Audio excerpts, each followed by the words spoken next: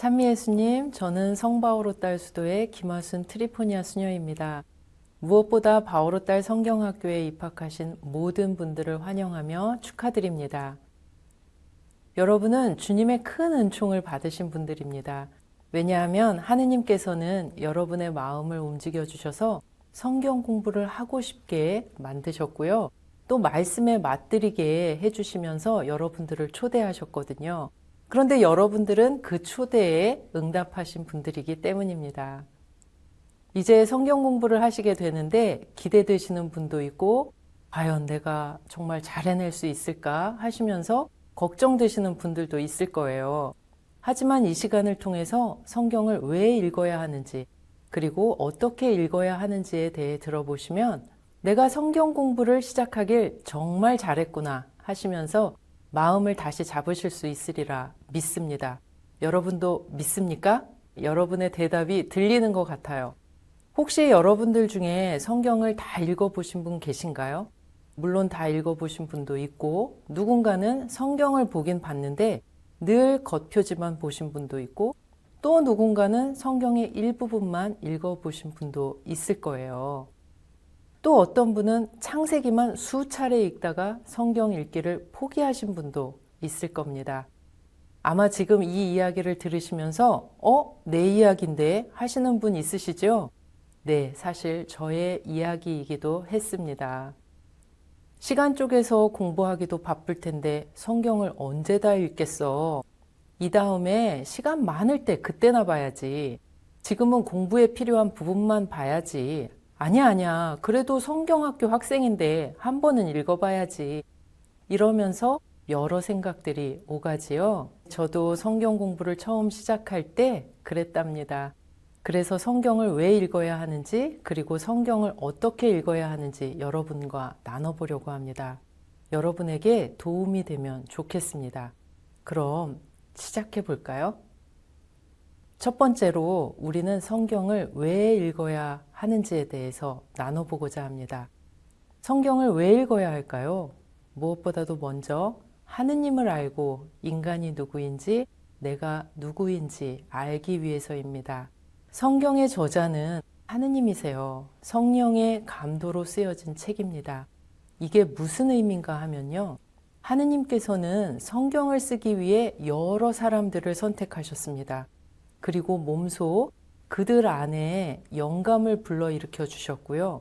그들이 무엇을 써야 할지 알도록 해주셨습니다. 다시 말해서 그 사람들에게 하느님께서는 당신이 원하시는 것을 기록하도록 하셨고요.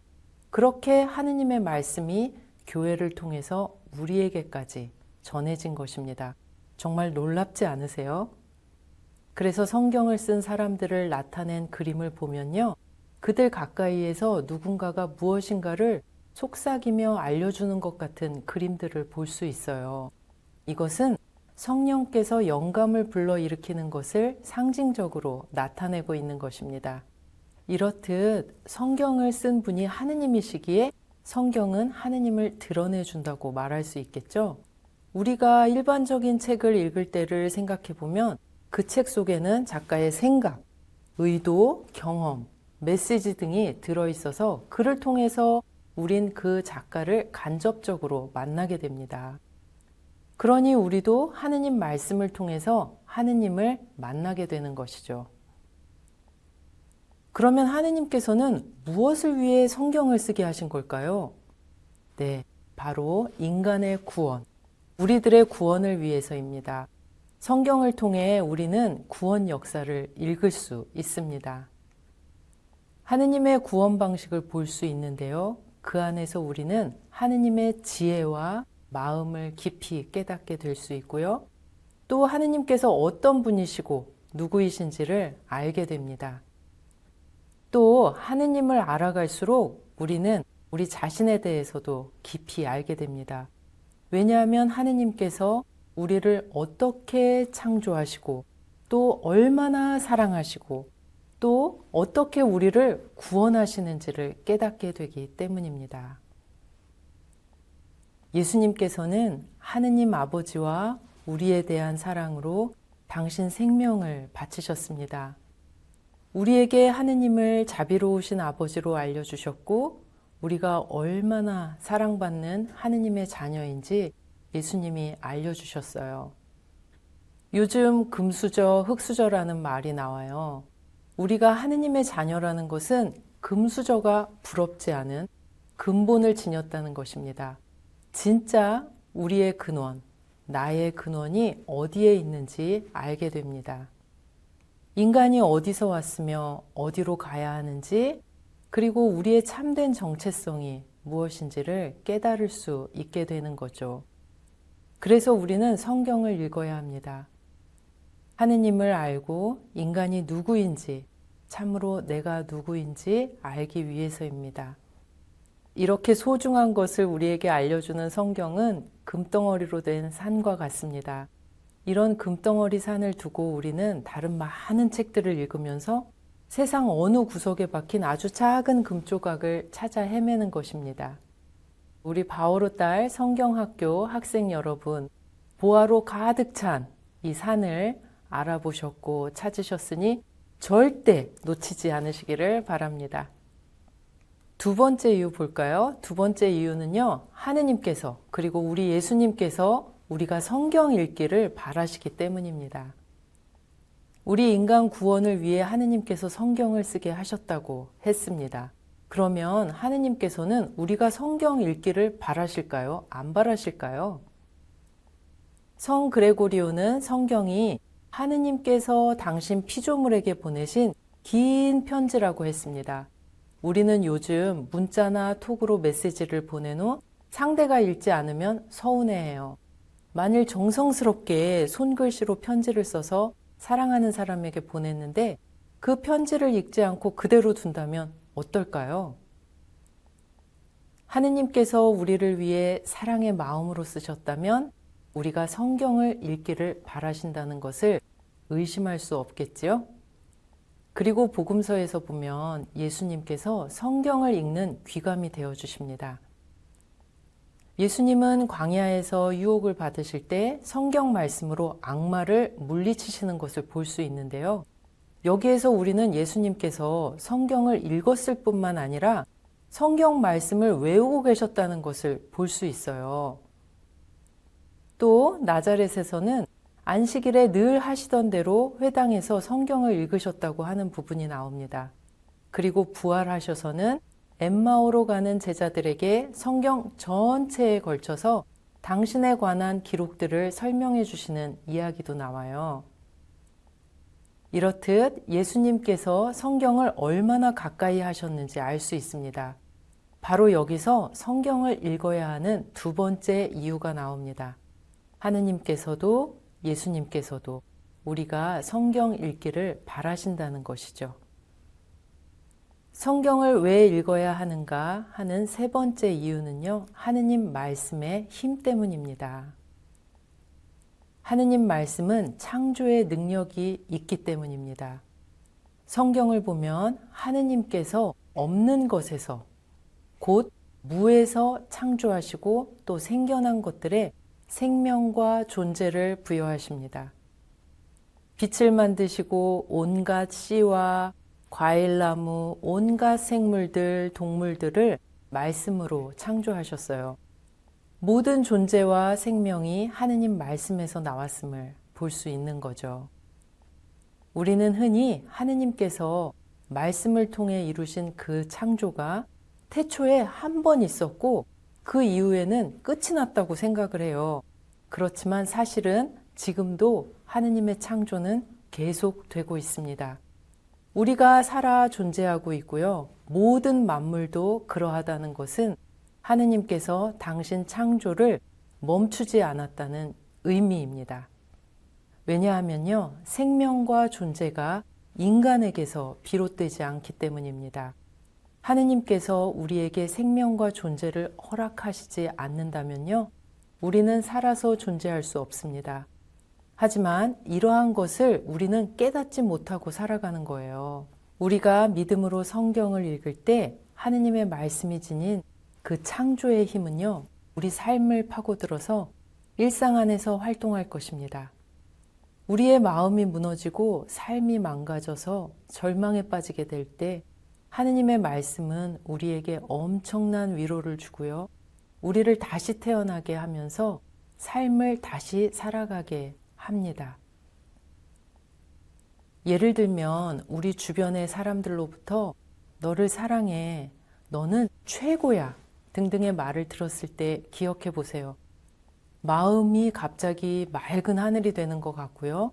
세상은 살만한 곳으로 보입니다. 때로는 행복도 느껴져요.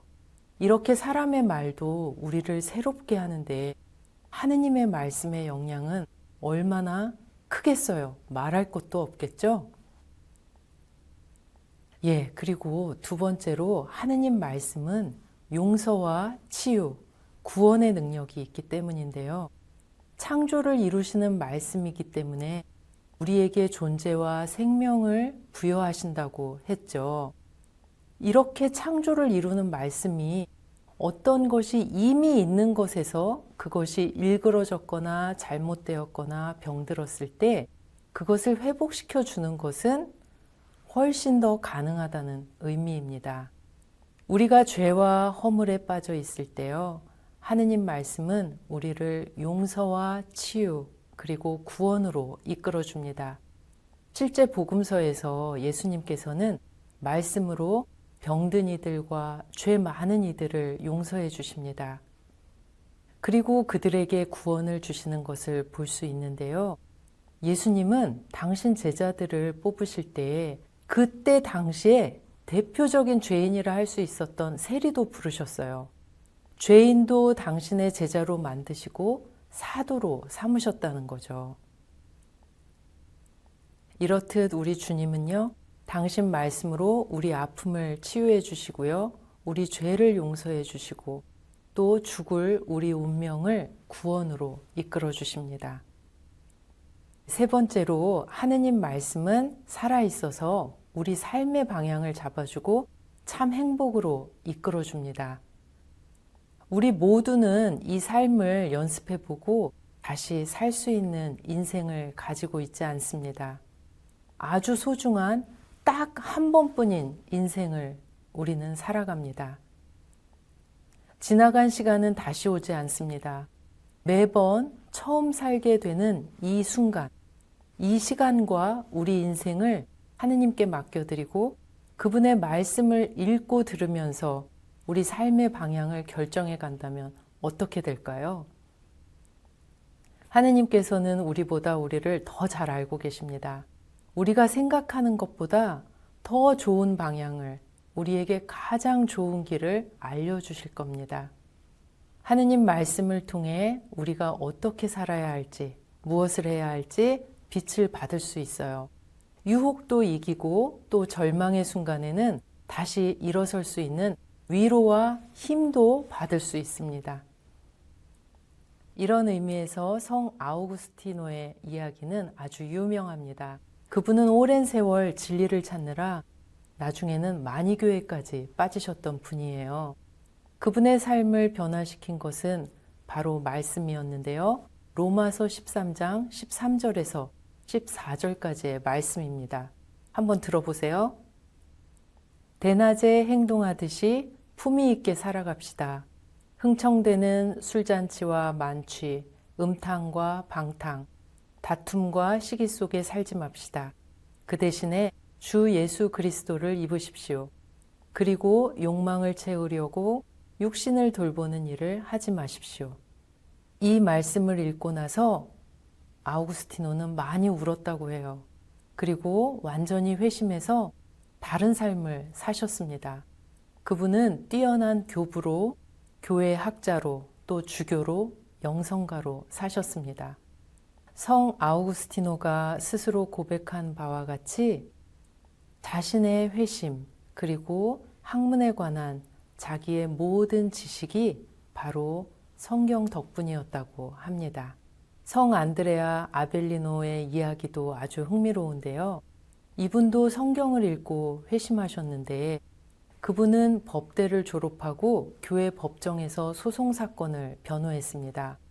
그런데 어느 날 그분이 한 사건을 변호하면서 거짓말을 하게 된 거예요. 얼마 뒤에 지혜서의 말씀을 듣게 되는데요. 은밀히 하는 말도 반드시 결과를 가져오고 거짓을 말하는 입은 영혼을 죽인다.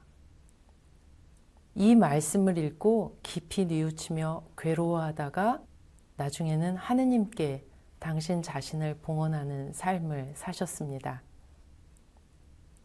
그리고 네 번째는 하느님 말씀은 우리를 자라게 하기 때문인데요.